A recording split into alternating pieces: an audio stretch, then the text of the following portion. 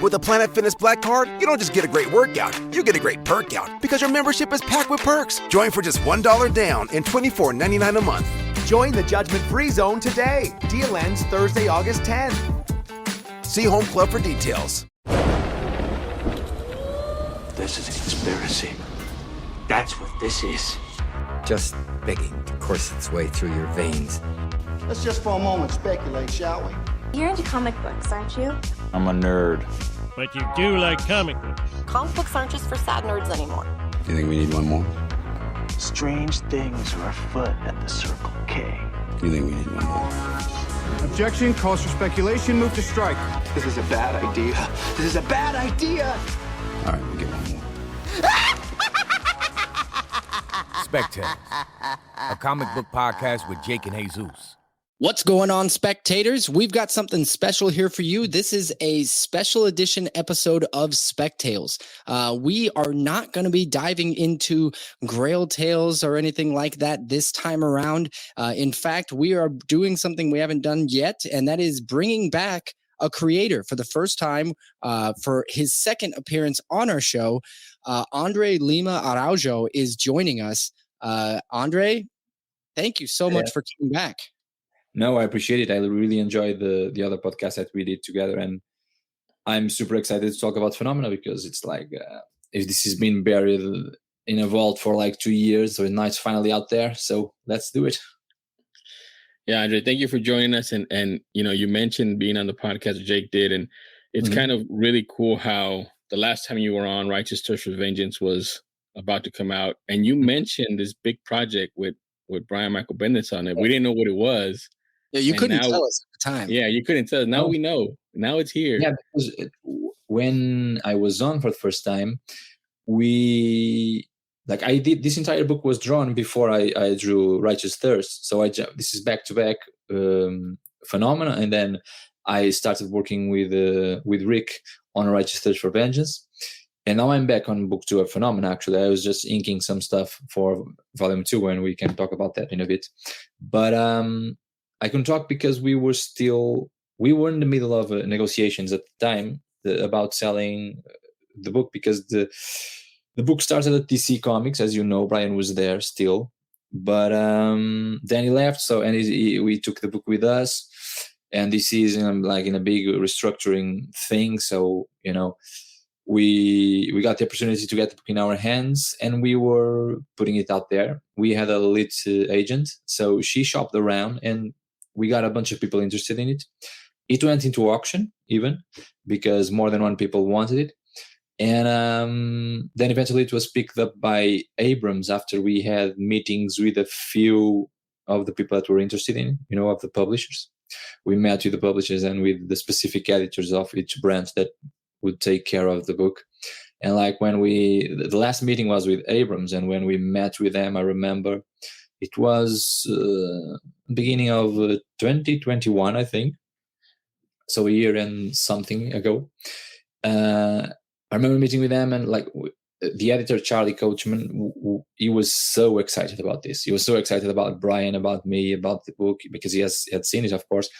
And we had like this special package, because usually when you are pitching a book to a publisher, you have a few pages and maybe script or something like that. But no, we had the entire thing mostly put together. Brian did a ton of revisions to the text, but all the artwork was done. You know, I was already working on Righteous Thirst. So like they got to see the complete graphic novel right away. And Charlie was so excited about it. We got so excited because he was so excited about it. And so we immediately connected. And once the meeting, you know, went down, we knew it was going to be Abrams. So that's why I couldn't talk about it for a long time. And that's why it was like put out to be published for a few more months than it would be in normal conditions. Well, and, you know, and obviously as a creator, you know, you've got so much stuff you're working on all at the same time. So it's understandable that you would have projects that you got to keep under your hat until the time is appropriate. Yeah, so I understand that. I want to recap real quick for all the listeners out there, because we obviously, we're all old hat. We're just getting into conversations, but just for all of you out there listening, we're actually talking about Phenomena, the Golden City of Eyes. So this is a book that is releasing on today, September 13th. It is out and available for you to go grab now.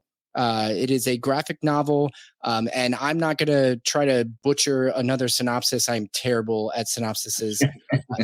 It is something I am notorious for, but not for, notorious in a very negative way.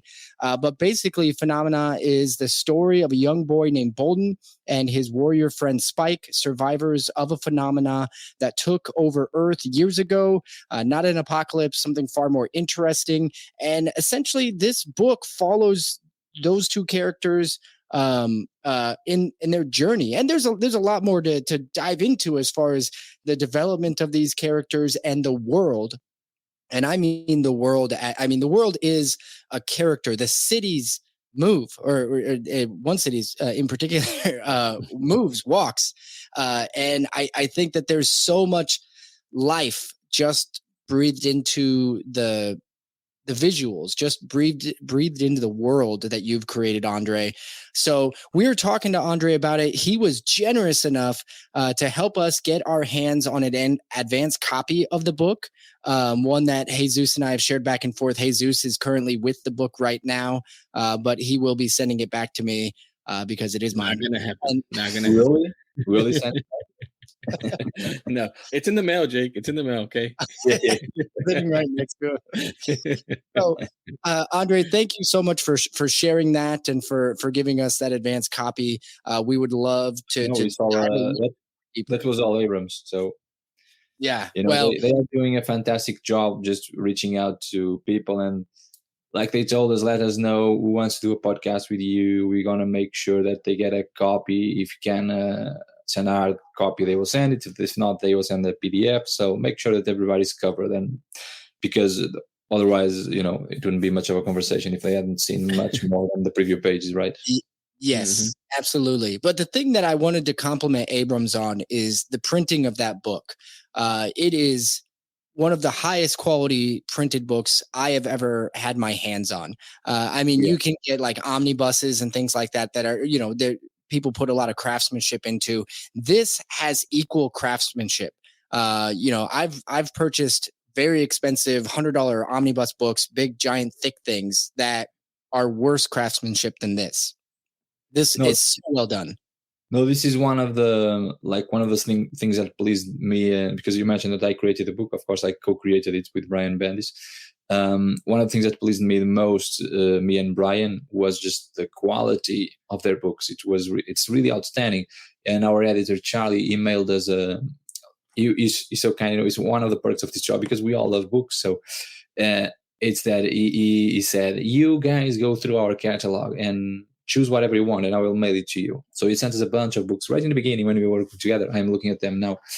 And I received like a package with all the stuff that I asked for, plus more that he put. And each book is just like a piece of art, And he recently sent me Alex Ross Fantastic Four, that also came out from Abrams. It's just stunning. The drawings are stunning, but the book itself, it's stunning. Like the quality, and then they do the size that every book needs. Like they really take care. And our designer Andy, she and I, we worked together to make sure that this thing would be printed properly, because we had this was not supposed to be in this format. This was supposed to be like a kind of a monthly book, or come out in issues first. The chapters would be.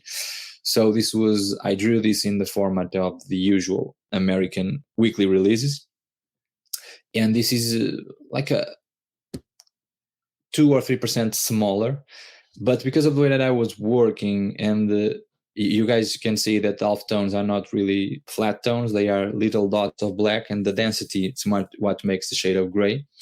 That thing was giving us problems in the printing, because it was not thought out to be a product like this. And then me and Andy, we had to go through and make sure it worked, and I could not find a solution for it. She did. So like Abrams went all stops to make sure that this was the top of the top. You mentioned something. Yeah, and Abrams, I mean, is phenomenal. I've been familiar with Abrams with little. I don't know if I have the books here or not, but some other books that I do that are also illustrated, talk about pop culture. But my question to you, you mentioned about the monthly, that you did it as a monthly book, right? So when did it change? Not exactly monthly. We weren't, because you can see, for example, the chapters, they have their length. We are completely free to work as we wanted, but the chapters were going to come out on the traditional DC way of a monthly book. Yeah, it was then decided. Sorry, go ahead. No, that's what I was going to ask. When was it decided to change it into a book? Because I think this is awesome. Oh, it's because I kind of wanted it to be a book once I started because we were working. Our idea was, let's make as much as possible and then put it out. And we never really had any conversations about the production because we were just busy drawing. And while we were busy drawing, DC went into massive turbulence and turmoil. You probably remember editors being fired and this and that. And like it was in the beginning of the pandemic as well. So like we were seeing all of that changing around us. And it came to a point where we started saying, maybe this is not going favorably for the stuff that DC had going on. They're probably going to want to change things. And I remember talking to Brian about making this as a graphic novel, because in comics, like for business purposes, if you are doing a comic at Image or at DC or at Marvel, it makes sense to put out the monthly and then the collection, because you get money twice. There are people that buy the monthlies, there are people that buy the collection, people that buy both as well. But it makes sense, because if you don't do the monthlies and you are working on a book for Image Comics, for example, your market is small, because the specialized comic book market for those companies, the ones that most fans, me included, are most passionate about and they know everything about it, they go for the monthlies. But that stuff is a small market, let's face it. And I was talking to Brian, and Brian was talking to me, and we were seeing the movement that was going around the specialized comic industry into the large book industry, which is completely filled with comic books that are not talked in the websites and among the people that do a lot of the Marvel, the Image, the DC, Dark Horse, all that kind of stuff. So for that market in particular, I think it made a lot of sense to think of this as a book and not as a monthly. And it also came with that Brian had such a large pack of books already out there, so many graphic novel type things, that we started thinking, how could we put this out there? Because we didn't set out to do anything in particular, me and Brian. We set out to do whatever we wanted.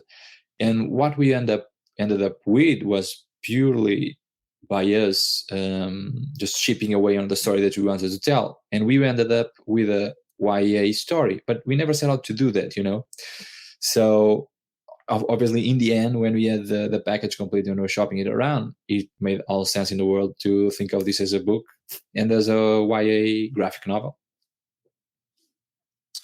I think I'd like to jump in real quick on your characters and your story. So we've talked a little bit. We mentioned that Brian Michael Bendis was the writer on this, but the way that this story developed between the two of you, can you talk about it? Because I mentioned already the visuals were or are such an important factor. Like every comic, the visuals really do a lot. But something that Jesus and I have really noticed when it comes to when you work on a book, we've talked about A Righteous Thirst for Vengeance on this show numerous times.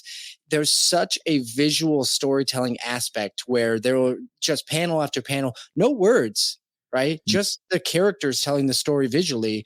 And you're working with monumental writers, Brian Michael Bendis, Rick Remender. Like, how do they give you that freedom to as well? Like, how do they not? It's weird. How is that relationship? This story coming out about, and then you having a lot of storytelling, I guess, grip on everything.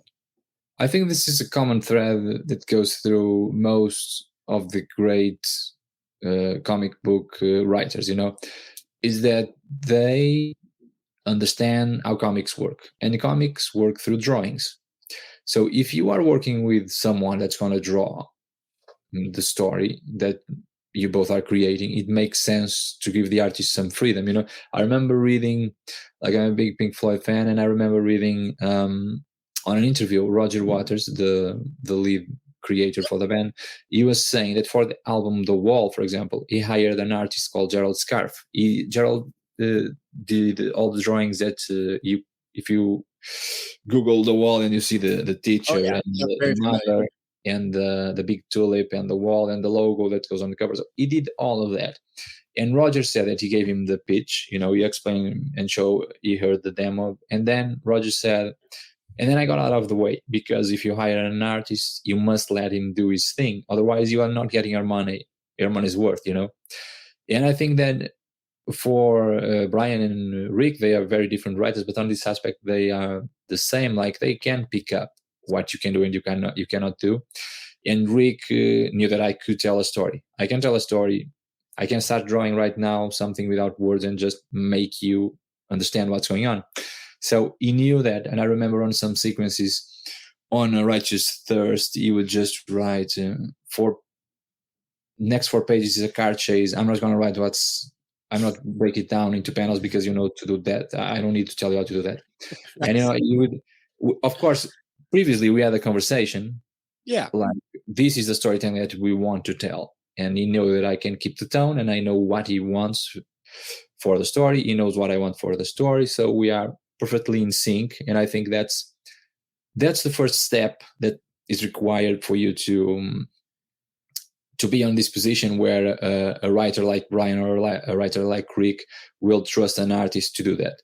And then secondly, they both have a lot of experience working with different artists. So, and their books look really good. I mean, Rick, I always wanted to work with Rick because look at his books. I mean, he has the best artists. They look amazing, look beautiful. I love all of his books.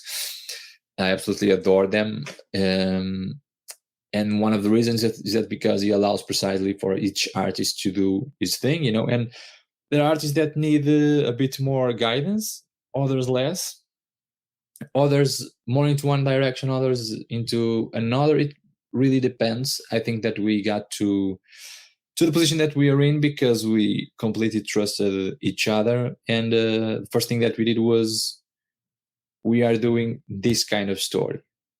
And from there, I trusted them and they trusted me. I trust them to come up with a plot that is interesting. They trust me to interpret their idea of a plot, for example.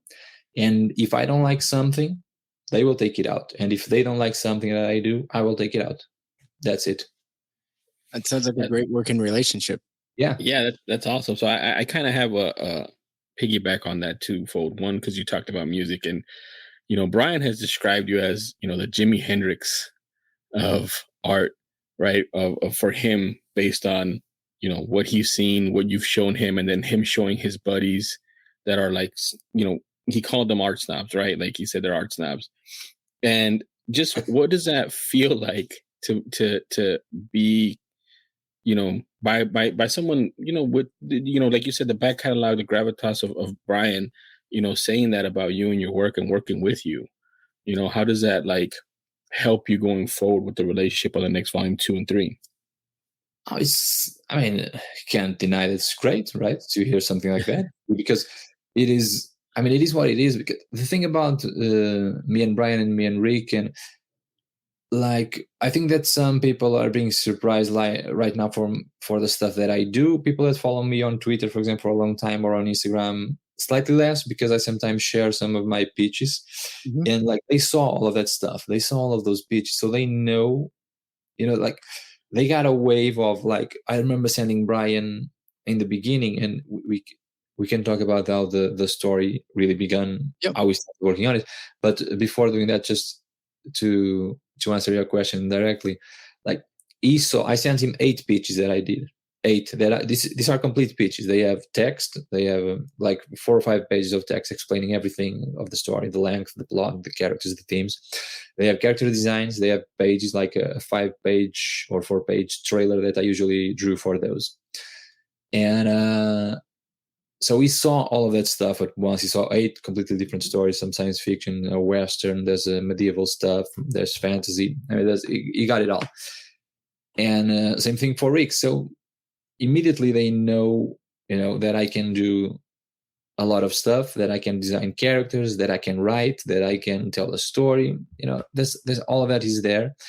So I think that's one of the reasons that Brian was talking about. It's because he saw all of that stuff, and he knows I have much more in me than just this. Right now, I'm pretty happy because finally I have some creator-owned stuff that is being treated as a bit more relevant, because I did 2 books before, Generation Gone and Man Plus, but they didn't sell much, so they were never talked about that much. So I'm happy that people are finally that I finally have a place or a space to showcase what I can do with a bit more of a spotlight. So I'm very happy that, and Brian, I have to say, has been an absolute champion of my work and of my artwork. I really appreciate it. He's selling me everywhere that he goes. I've noticed that. He tells me, and he tells other people too. And I've heard from other people that want to work with me as well, because they heard Brian talking about me, So all of that, I really appreciate it, because it's like, it feels very rewarding, not only to have a book like this out there, but to have all the nice things that people are saying. Well, let's open up the book a little bit, metaphorically anyway. As far as we haven't really dove deep into the story too much yet, but we're following these characters in a not necessarily post-apocalyptic world, but it is a post-phenomena world. Yeah. And we are following our lead character, Bolden. Something that I had noted and I talked to Jesus about, he almost seems like the only character who is wanting to be attached to somebody else. Like he wants family, he wants friends, he wants to be attached. And so he is effectively building his own family together. He starts with Spike, who wants nothing to do with him, but they keep finding themselves in these scenarios and situations where they must go together. And Bolden, of course, is believing that this to be fate, this to be some greater power, that's bringing them together. And Spike obviously not wanting any part of that, but that also having to do with a lot of his back history. And the story progresses and we meet new characters and more people get involved. One of which you actually had a heavier hand putting into this story. Is that correct? Are we talking about Matilda? I'm sorry, Matilda. Jesus and I have, of course, listened to some of your other shows that you've done on the book, and I, doing our research, you had a little bit of a heavier hand, putting Matilda into this storyline, correct? So in the beginning, so to explain people like how this story really started going, we set out to. So Brian and I met. So I'm gonna go a bit back, and I'm gonna get to what the Matilda part. So Brian and I started working together on DC because he saw my stuff. He says that he saw my stuff with Sam Humphries, that is a big friend of mine, of course. He knew me since those days from Marvel, and he kind of kept his eye on me, and eventually reached out and said, "Hey, listen, I have this Legion superhero thing going. It's going to start, but before we're going to make a specials Millennium issue 1 and 2. You made a two issue special thing that would have 5 pages for a bunch of big artists and me." And I mean big artists and me because those other artists were like Jim Lee and people like that, like people really well positioned on the industry and on DC. I had never worked for DC. I had never worked for Brian. I was clearly the odd guy on that one. And this was because Brian wanted to work more with me and he wanted to try it out, see how it went. Obviously, it was with Brian Bendis. I immediately said yes. And we kicked out. I drew 5 pages for his Millennium thing. And I remember we hit it so well, right away, that I told him, hey man, this went really well, let's do something else together. And he said, okay, what do you want to do? Because he said, I really like this as well, let's definitely more together. What do you want to do? Anything at DC? Batman, Superman, or create your own? And I told him, I want to do create your own. That's what I was burning to do. And so we decided, okay, let's do it. And that's when I sent him all my pitches, and he was supposed to send me his pitches, but he never did, because he looked at mine and he said, oh, because our idea was, look at this, I was showing him, take a look, see if anything pops to you, like in terms of story or character, and you can adapt it to something that you like.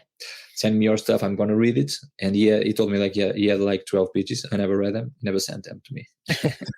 And I was going to look through them and say, okay, this one or that one I really like, whatever. We never reached, because he saw all of my stuff at once. And this is one of those things that never occurred to me, but he said, what if we did all of them? Which I didn't get at the first, what he was talking about. And obviously he was talking about the type of book that Phenomena is, which looks like this kind of explosion of imagination with all types of creatures, a little bit sci-fi, a bit fantasy. It's like this combination. And so he explained that to me. I thought, that sounds awesome. Sounds exactly, because at that point I didn't have the opportunity to really spread my wings, and like this, I could touch anything that I wanted. So I said, absolutely, let's do this. And so I remember that he sent me an email where he wrote a tagline for what Phenomena was supposed to be, in terms of, it's almost like those, I can't even remember one right now, but a princess goes in an adventure searching of a mysterious object. And that was it. Something of that sort, something that sparks your imagination a little bit, that gives you a direction, like we're going that way, but we don't know anything else. And I started sketching some stuff, and, I sent him some stuff. He started looking at it and thinking, and said, you know what, just do your thing. And he asked me specifically only for a boy and a creature as characters, and that was the thing that he wanted. This thing was building in his head, and this was after a couple of drawings that I sent him. And then so I did my thing with just that guiding 2 lines of tagline. We didn't have a plot or anything or characters other than a boy and a creature. So I drew Spike and Bolden, and I sent it to him together with 20 more characters that had no plot whatever associated to them, 20 concept pieces, like conceptual art, like those that you see in video games. So places that you see, most of them ended up in the book. I picked up and we used them. And I sent him all of that stuff, creatures, concepts, vehicles, stuff. We never used much of some of that stuff yet. And I added a third character that I said, okay, I'm going to give you the boy and the creature, but I want to draw also this girl with the run helmet, because I drew her when I was drawing some city thing that had the first version of the walking city that you see in the book, the city of the Golden Eyes. And I drew her in the foreground, and she was looking at us while the walking city was in the background. And I really liked her, so I flashed that design into pretty much what you see in the first book. And I told him, I really like this one. And I grouped her, in the same page of the 2 main characters. And I said, I want her to have this name, Matilda, because it's my daughter's name. And she has no resemblance whatsoever with my daughter, other than that. And he said, yes, absolutely. And he added it to the story. And the other stuff was really interesting, because I sent all of this stuff to him, and it was his to do whatever he wanted, to do whatever as he pleased. So he used, for example, I remember one bit in particular when a group of characters appears, still in chapter 1, the Majestics, a bit goofy, a bit bad guys that are a bit goofy. Those 4 characters, I never thought of them in a group. I just drew them, and I would draw them in a long image document. And then I usually would break it in half to send him to him to be easier to see. So it would be kind of the same format of the screen. When he opened up, you would that. And those 4 characters appeared in the same image purely by chance. And he grouped them together in his mind and said, this is a band. And I remember him saying on the script, he said, oh, for the Majestics, please use the guys from from my designs, unless you want to draw something new. And I said, no, I think this idea is really cool, because I never thought of them as a group. Like, they have no relation between themselves. They had no relationship. So this is like a good example of how this stuff worked between us, and how much really Brian brought in after he got the designs. Because like the way that Bolden and Spike, for example, talk to each other, particularly how Spike is horrified by his voice. I never thought of that. That was Brian. And like, which is, I thought it was hilarious when I was reading it. I thought, oh God, what is this? It sounds like Larry David. And I always heard him with Larry David's voice. I do an animation. We need to hire Larry David. I can pay them. Oh, he'll do it. He'll do it. And but that's like the way that the characters are animated, for example, is very much because of Brian's inputs as a writer as well, and the way that he, the way that Spike hunches to talk to Bolden, for example, that's because of the way that Brian wrote it. Because for me, the design isn't changed, but I didn't thought of the character completely as that, obviously, because it was not, because we were on a collaboration and I wanted to see what he would do with them as well. But that's the fun part, is how we basically send prompts to each other for the other to create something.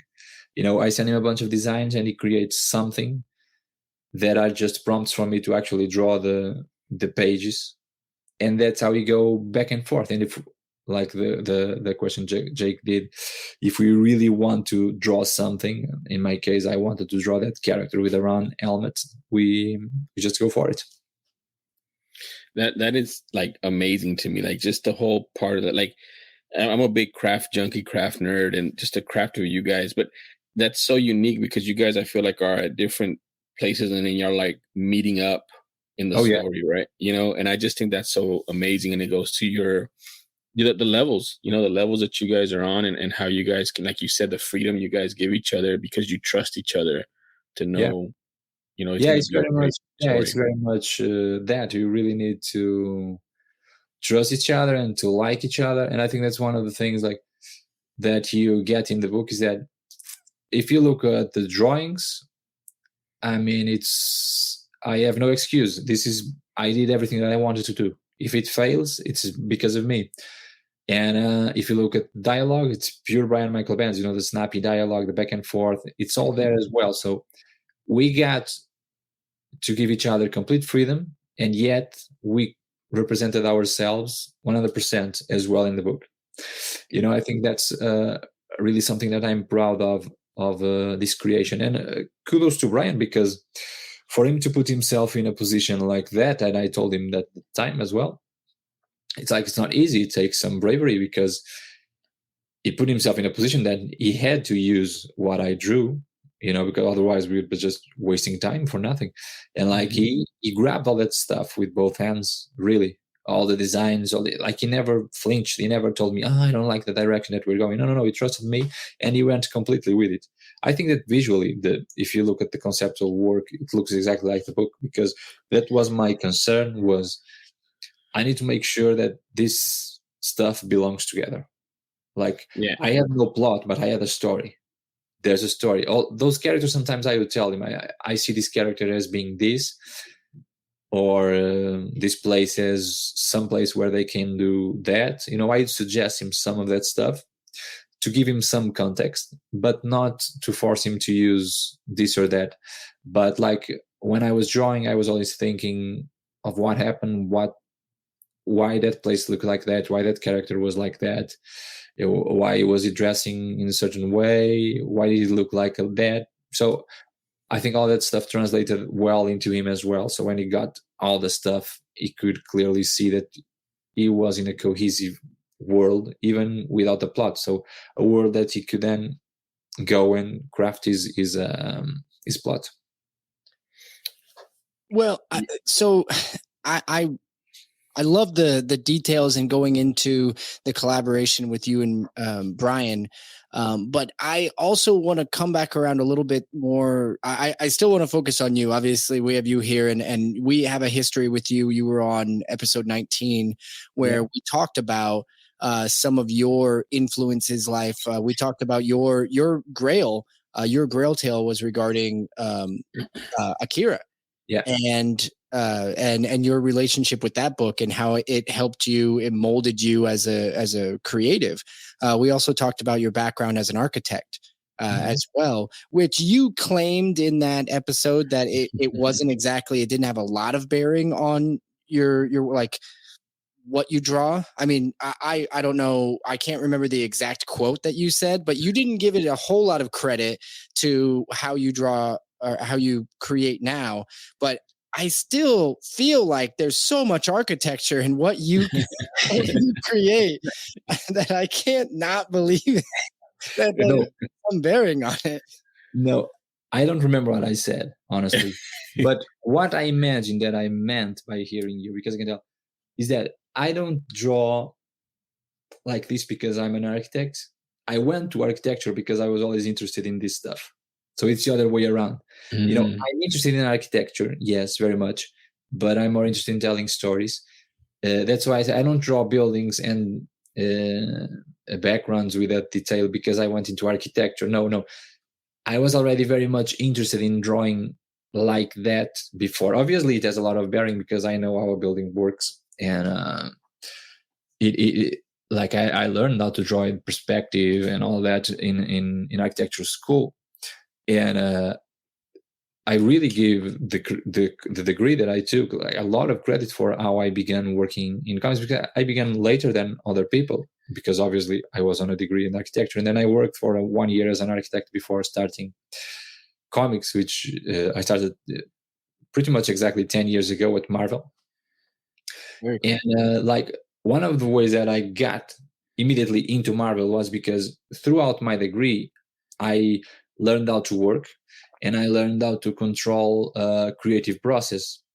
So like for me, it's less the direct, segue between he's an architect, he drew buildings, that's why he draw backgrounds like that, or that's why he draws it like that.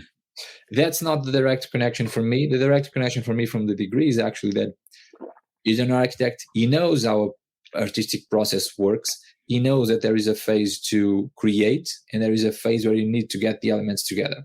Otherwise, you won't have anything in the end. And there is a stage where, well, basically there's always a stage in an artistic process where everything falls to shit. Can we swear on this? Yes. Yeah, of course. And because, and this is the lesson that I came from the architectural degree that I really took with me and that I carry with me all the way, which is like when you start drawing a building, you first make like my architectural school is with deep tradition in drawing. So like we drew a lot, really. And like in the beginning, every one of us began their buildings or their ideas for whatever it was that we were working on. With a drawing, a small drawing, sometimes with color it, and it will look like this perfect little thing.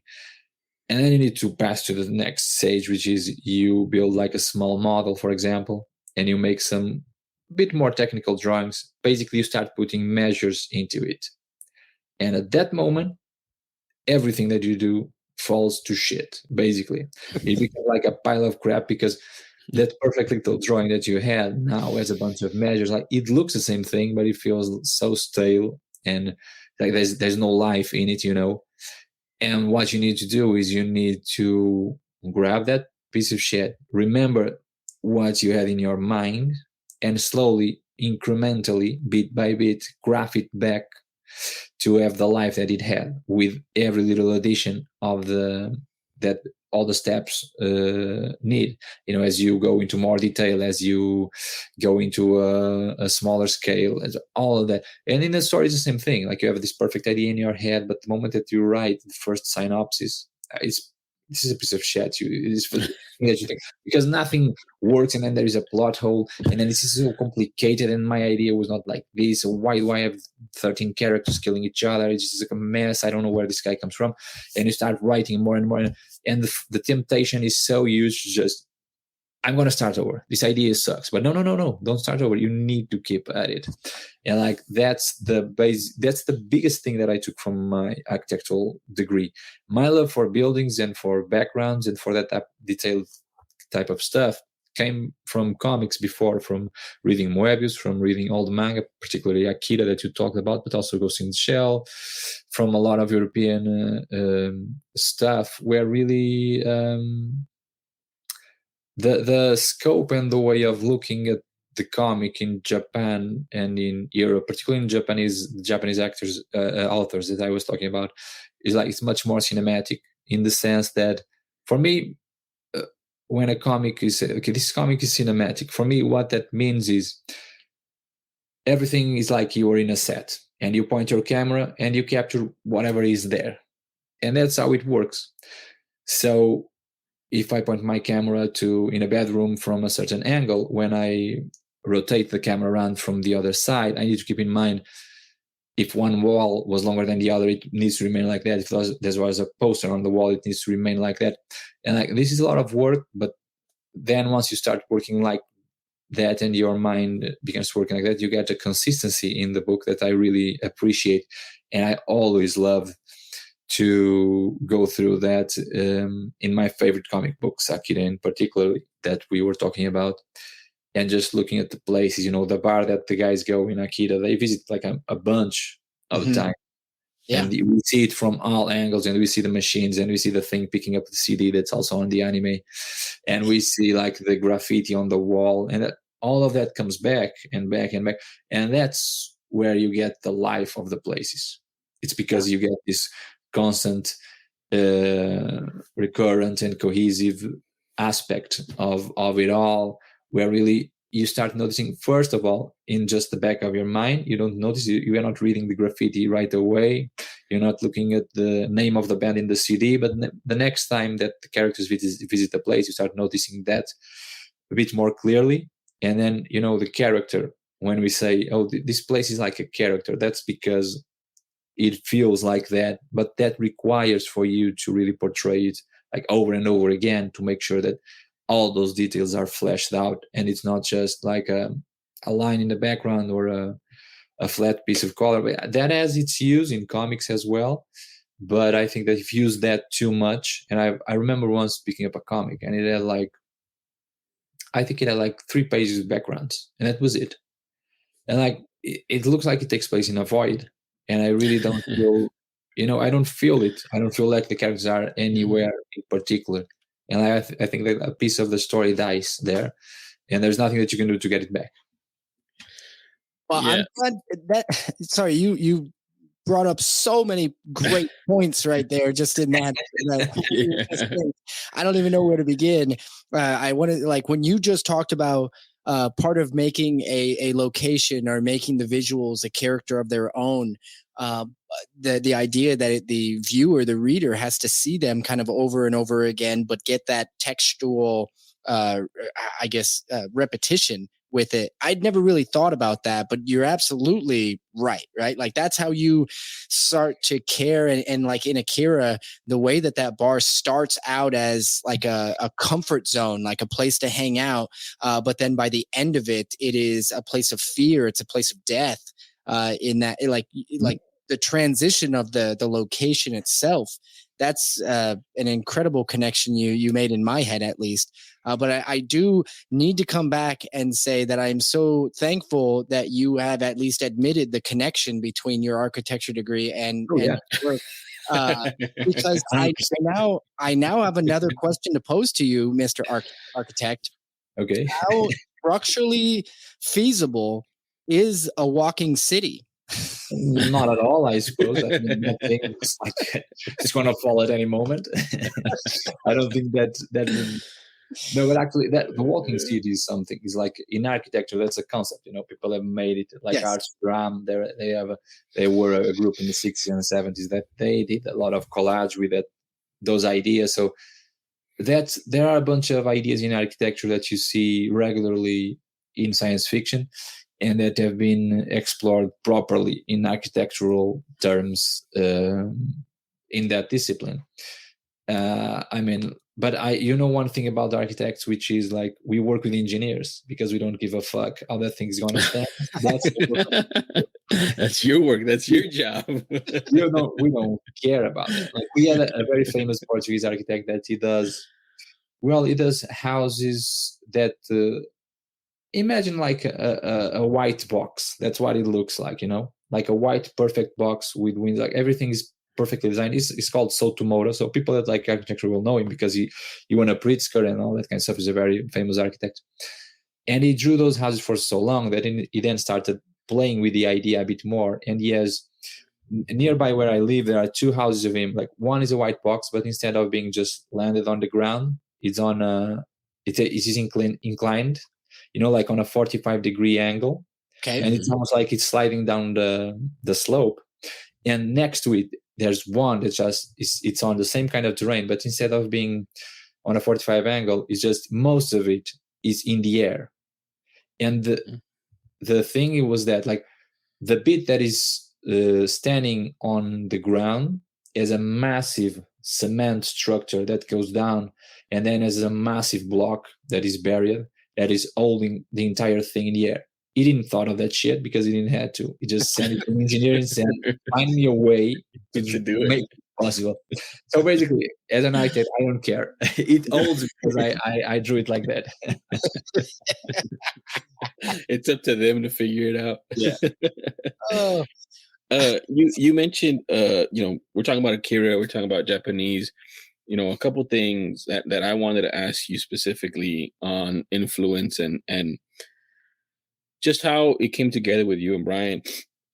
Obviously you've talked about the three men at the end and who they are and who they're, or like who their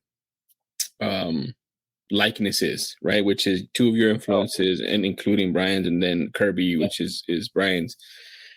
But then also like, the black and white, the manga influence in it. Like, how early was that, put in place that you were, because obviously you had Chris O'Halloran, right, on the external jacket, which is phenomenal, and he's some guy that he's a person that we talk about a lot because we love his coloring. But when was that decision made, and then that influence? Just real quick aside, I showed this to my son, and he looked at it and he said, "Can I read it?" And I said, "Yeah, you can read it." And he read. I mean, he devoured this thing in like one night, and he said, "This reminds me so much of Japanese manga." Though he goes, "The only difference is I'm reading it in the U.S. versus reading it backwards." And I said, "That's pretty much what it is." And so I wanted to tell you that, but also, when did you make the decision to do that and not have it colored and go that route? Well, first of all, that's the best piece of news that I ever got from this book. He's 14, by the way. I enjoyed it so much, and that he thought of it as that, because the idea for black and white came from Brian, actually, which I embraced immediately. Like, I didn't thought of it in the beginning because I had tried to make Men Plus, my book back in the day that I wrote and drew. I wanted it to be black and white because that was very much based on all my love for the Japanese cyberpunk science fiction stuff. So I wanted, but at the time the publisher said, "Oh, listen, there is The Walking Dead, but that's the exception. And we know that," and they were right in their assessment, that a colored book simply sells more than a black and white book. And I said, I tried to, but I couldn't in the end.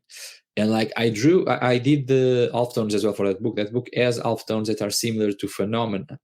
And then they were colored over in the same process that you see on the colored version of Akira by a good friend of mine and a great colorist. I mean, the book looks great in color as well. His name is Arcia Rosgar. And but I always stayed with that thing, like, this is a missed opportunity. And the book never sold anything, so it might as well have been in black and white, But it is what it is. And Brian told me, I remember we were talking about the story, and the character said, "Hey, let me tell you something," because Brian likes to throw, these curveballs. why do you tell me if we did this in black and white? And I started laughing, and I told him, let's fucking go. Because like for me, black and white is not one book among in a million. For me, black and white is half of my shelves and is half of the stuff that I've read when I was growing up. For me, black and white is as big of a comics expression as much as color. And like this, there is a different thing. It's a different path, but it's not lacking color. It's a different artistic choice. That's what it is. But that is true for me, and it's true for European readers, because we are like in Europe, you get all kinds of comics like watercolor, computer color, you get gouache, acrylic, oil, you get all kinds of stuff like black and white. There's everything. We do everything. And in Japan, they only do black and white because of the way that they publish it. Basically, they have a few colored pages usually. Very rare that they will do a colored book. So for me, like I was used to seeing everything, really.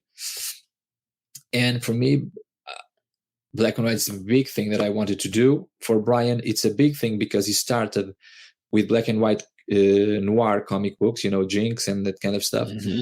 And like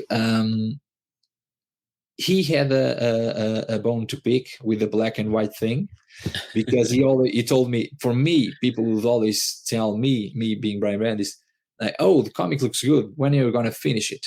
And he always thought, son of a bitch, I mean, this comic is finished. He had that thing going on for him, so he wanted to prove them wrong. And I wanted to do a black and white book. No, but obviously, Brian told me that his immediately idea for this was that he saw my pages for him for Legion were black and white with tones when he saw them the first time. All my pitches, except for one that's colored by Chris O'Halloran as well, they are all in black and white and with off tones. So he saw always my stuff first like that. And he told me, like, for him, the expression was so vibrant that he thought that is the way that it should be. Like, he felt it like that in his gut.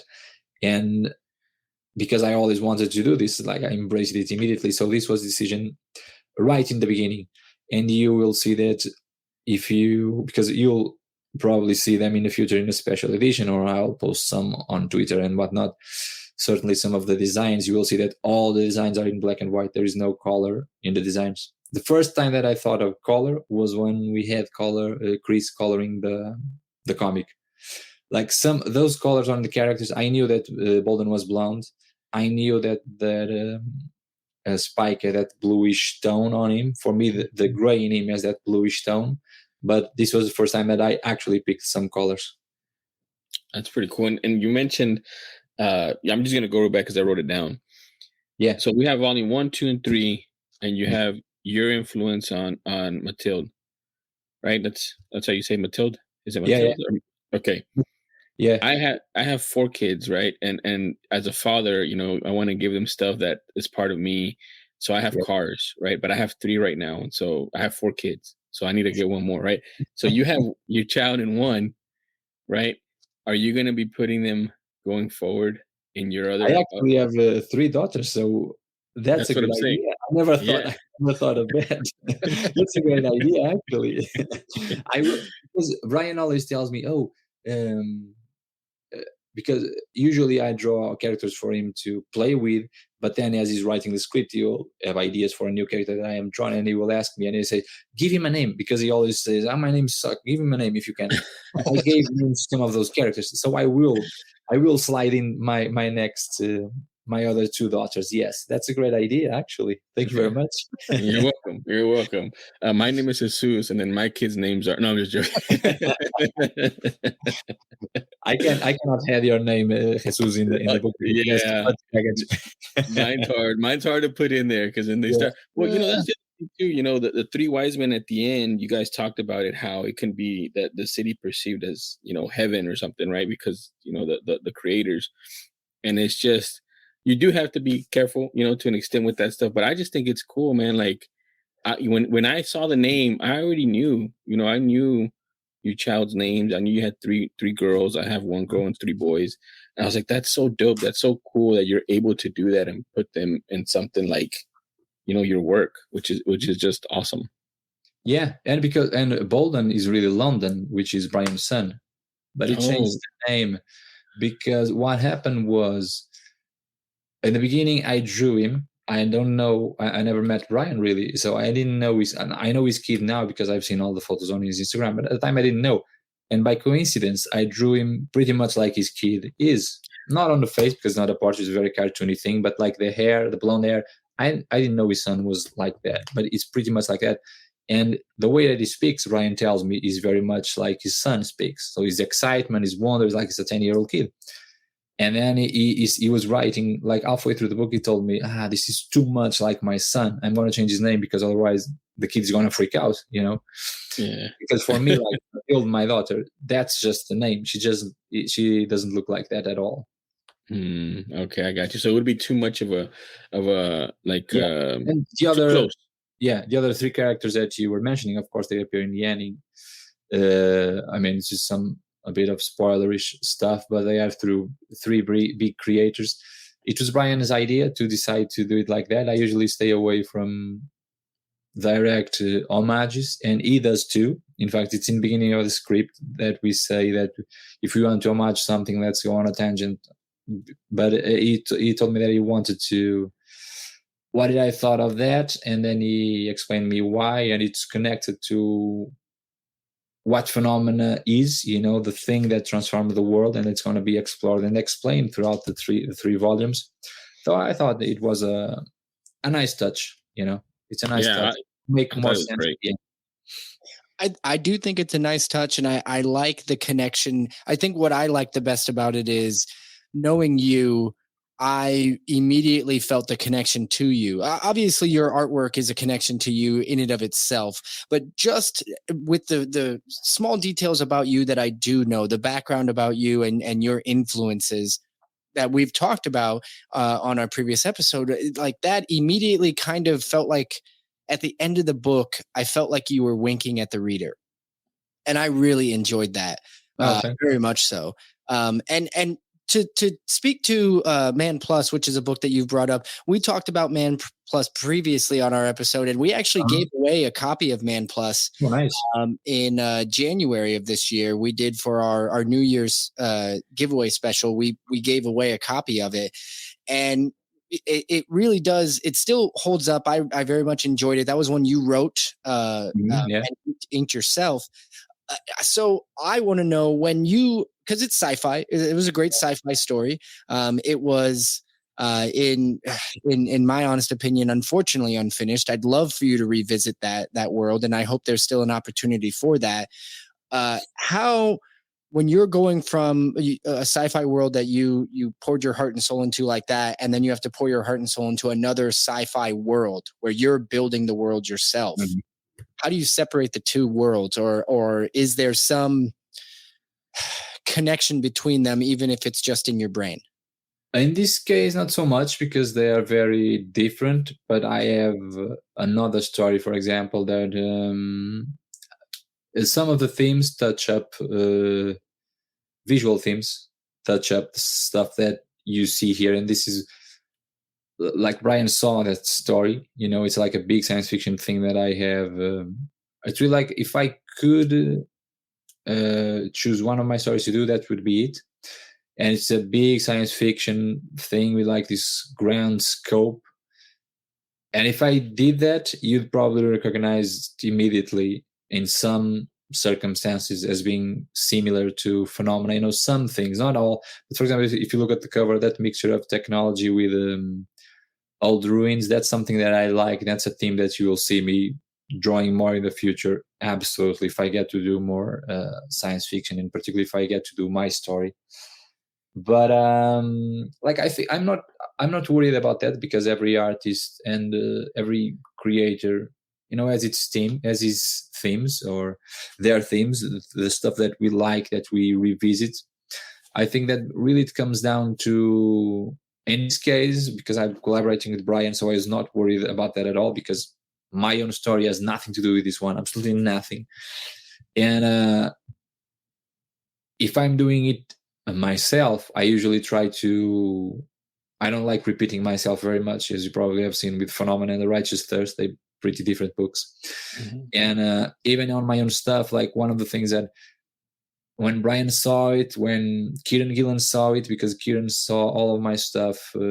I showed him all of my stuff because I usually show my stuff for the writers that I'm interested in their own work and in working together.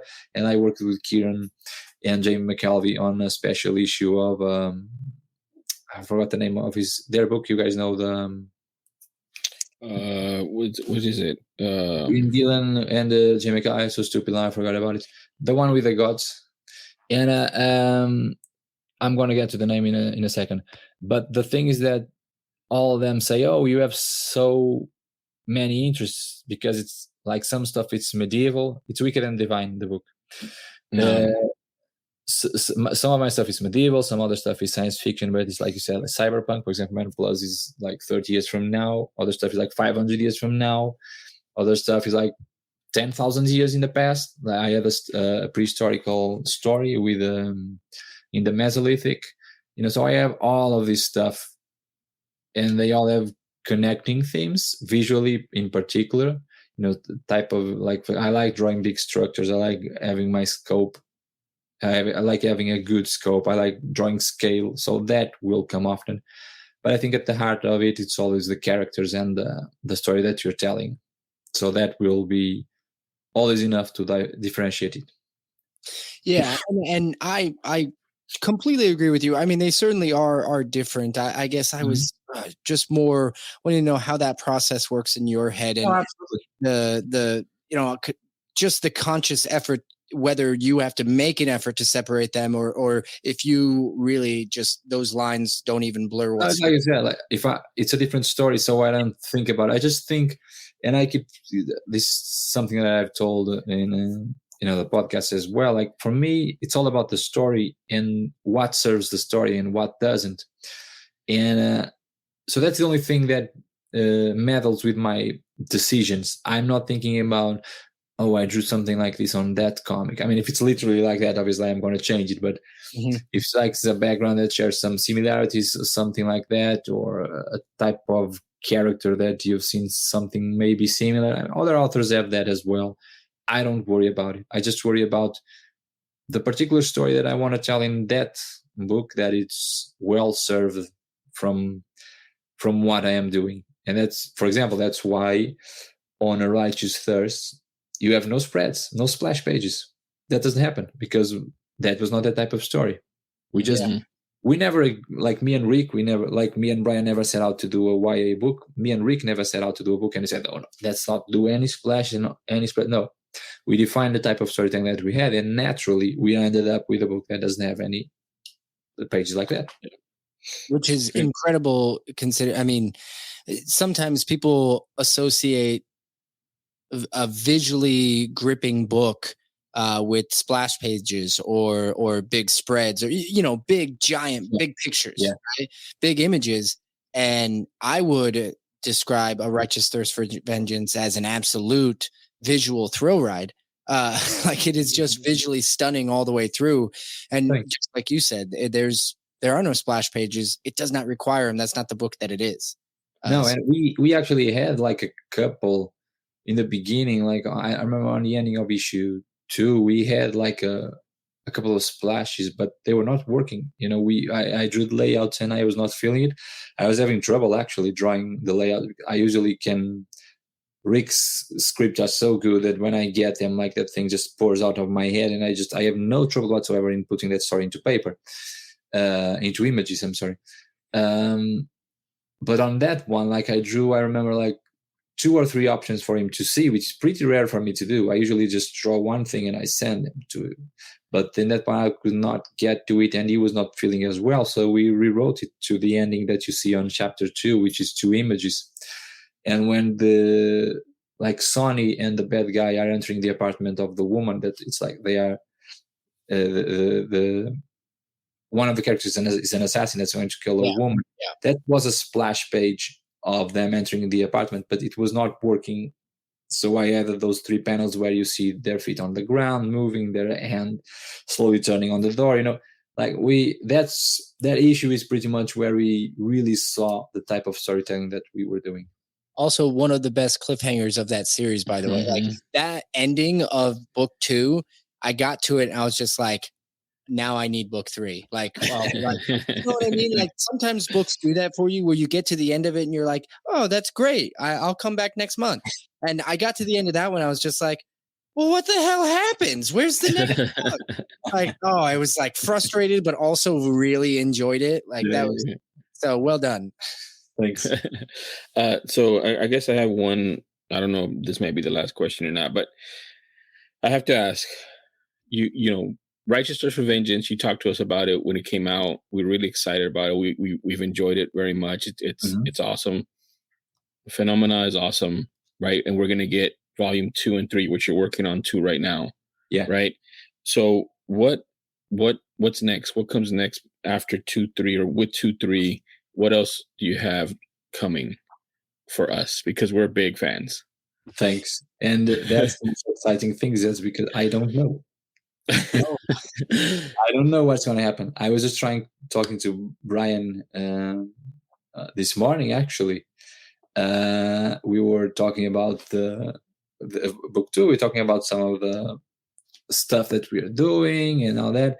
And at first we're going to do book 2, but I proposed to him, let's do it in back-to-back, maybe book 2 and 3. So we are considering that. I might be doing Phenomena for the next year, for example, and there will be the 2 volumes done. And after that, I have a bunch of possibilities already that I am always thinking about, you know, because I don't know what exactly I will do next. Like I have all my pitches, and for example, it's one of the things that I always wanted to do more creator-owned stuff when I started Phenomena. And this is something that has happened in my career before, which is like I try, like in the beginning, I wanted to do comics, and I was in touch with CB Sapolsky at Marvel, so I thought I'm going to create my own comics. So I created a version, for example, of Man Plus, which was what got me my Marvel contract. And I thought that way I can show them the stuff and at the same time propose this to a publisher. So like if Marvel doesn't want, maybe the publisher wants my book and I get to do that as well. And then they both wanted it at the same time. Marvel wanted it. The people, the Titan Comics at the time wanted Man Plus. So I had to put Man Plus on hold and work with Marvel. And right now I wanted to do more creator-owned stuff, and I was working at Marvel, and I found Brian. And when we started doing Phenomena, up until that point, all of those pitches that I sent him, at least half of them I sent to publishers, and they were all said, hey, maybe this is good, maybe one day, or they told me right away no. And one of those publishers changed editor-in-chief, one of big creator and publisher changed their editor-in-chief. One that I really wanted to work with, I started working with Brian, and they came and said, hey, anything that you want, we'll publish it. And okay, a bit late, no? No, I am in touch. I'm highly appreciative, of course, of the reaching out, and I want to work with them. And so maybe that's the next thing, or maybe that's me pairing with it, because I'm in touch with other writers that I want to work with. So maybe we can find a hole in the schedule, because if there is a hole in the schedule for both of us, I might as well take it, because it's really hard to align things, you know, like me and Rick was supposed to be my first big break in creator-owned comics, or in, you know, to come up with something of this stature like Phenomena, Righteous Thirst. We are supposed to be working together for like 4 or 5 years at this point when we started Righteous Thirst, because he followed me on Twitter, and I immediately took the chance to just sent him my own stuff. He liked it. We stayed in touch. And at the time he was doing so many books that he couldn't have another one. And then he started doing Deadly Class, the TV show. So he couldn't take me, because otherwise I would have done something with him before Phenomena. And then I started working with Brian, and so I couldn't work with him. So when I started working with Brian, we were kind of going. Deadly Class got canceled. And he emailed me and said, listen, my show was canceled. So because that show was completely devouring his life at that point, he was showrunner as well. So, you know, he was doing so much. He said, the show is canceled. I want to do some new comics. Let me know when you're free. So that's when I got to work with him. So, you know, at this point I have like a lot of work to do on Phenomena, so I'm comfortable with that. And after that, we'll see. I'm pretty sure I'm going to be doing comics. Other than that, I cannot tell you what is going to be. I love that you have options, and congratulations. It's certainly well deserved. It's incredible to see the work that you produce. Thank you so much for sharing it with us. We really do appreciate you just continuing to talk to us and share your work with us. As far as Phenomena, this is a book for all you listeners out there. This is a book we really do highly recommend. We highly recommend you go out, get the hardcover that released September 13th. It's out already. It came out today. And also recommending that you check out all of Andre's other work. I mentioned Man Plus. You will not be disappointed with this book. We gave it away on our giveaway because we loved the work so much. We wanted to share it. That was part of what we did it for. And then, of course, A Righteous Thirst for Vengeance, which comes out tomorrow on September 14th, the final book. That's a book that obviously I'm going to be getting off the shelf, but I can't wait until there is a collected edition of this because I really want to read it straight through all over again. So go out and find all of André Lima Araujo's work. Seriously, there is nothing bad about it. It will remind you of Mobius. It'll remind you of all of the great artists that you came up knowing, loving. If you're I guess a reader who loves great artwork in addition to comics. So all of it's highly recommended. Listen, thank you so much. I mean, for all the nice words, of course. And I really enjoy doing this podcast with you guys because you always know a lot about comics. You're super interested in the book, which is, I mean, it's very exciting to me to talk to people about this work that I wanted to have out there for so long. So thank you so much for having me and for so many interesting questions.